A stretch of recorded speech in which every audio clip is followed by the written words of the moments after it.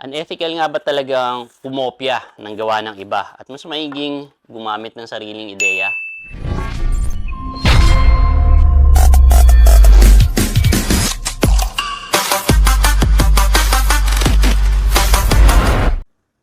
Hey guys, welcome to this channel. If you're new here, my name is EJ. I'm the founder of lawangdigital.com. My goal is to be unemployed this 2024.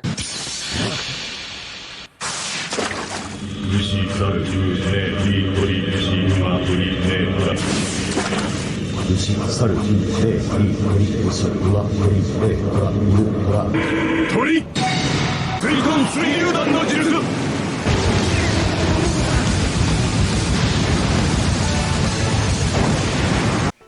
Sa mga hindi nakakalam kung bakit gusto ko maging unemployed, check nyo lang yung pinned video sa if you're in TikTok, and kapag nasa YouTube ka, nandiyan sa featured video. Si Kakashi nga pala yon sa mga hindi nanonood ng Naruto. Kilala siya bilang Copy Ninja, which is yun yung gagawin natin ngayon. So, ang tanong, ethical nga ba na mangopya na lang ng profile?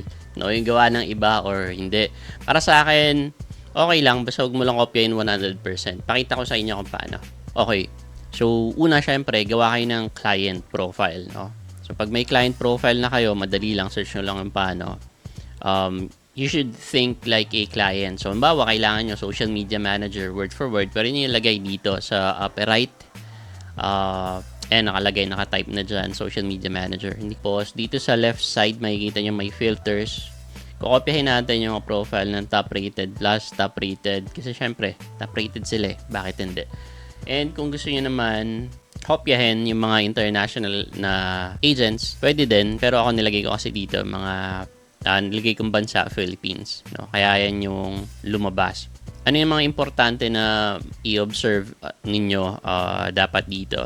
No? So first of all, yung portfolio yan eh. Yung nandun sa kaliwa ng profile picture nila. No? So, number 1 yan. Sunod yung profile picture. Sunod yung title. And yung description, yung bio nila. Okay? And syempre, importante din yung skill tags. So, yung portfolio, makikita nyo na nandun sa kaliwa nila. Kaliwa ng profile picture nila. Yan yung hire me, di ba? Ayan, makita nyo yung hire me kung saan. So, ibig sabihin, pwede nang ilagay nyo dyan yung intro video nyo. Pwede nyo din dyan ilagay. No? And itong skills na nakikita nyo dyan, tawag dyan skill tags. Kapag gagawa ng job posting si client, may part doon na pwede na maglalagay ka ng skills. So, step by step siya. So, maglalagay ka doon ng skills. And ang Upwork parang search engine style galawan din ng algorithm niya. No? So, kung magmamatch yung skills na meron ka sa profile mo, kagaya nito, pwedeng ikaw yung maunang i-recommend niya. Kagaya na nangyari ngayon. So, possible na social media manager, virtual assistant. So, pwedeng dito sa title or pwedeng dito. Gaya nito, social media manager dito sa title. Meron na, diba? So, yun yung mga importante. So, pwede mo i-click yan, tapos kopyahin mo yung bio, tapos edit mo na lang para magkamukha kayo. Pa isang example, diba? Na parang ito yung sa may bandang baba lang naman yan. So, ayan yung sinasabi ko. Pwede nga maglagay dito ng video. So, kung video editor ka, di yun nilagay mo. Yung mga in-edit mo na video. Same same term, social media manager yung sinearch ko. Tapos, sila yung lumabas. So, yun lang. Mga pwede mong gayahin. By the way, guys, disclaimer lang. Hindi original sa akin yung idea. Matagal na tong ginagawa way back 2010, 2009 pa. No? Hindi pa siya Upwork, Odesk pa siya. Hindi pa nag-merge yung Odesk at Elance. Kasabay, OLJ matagal na talaga yan. No? Pero this is strategy na ginagawa noon pa.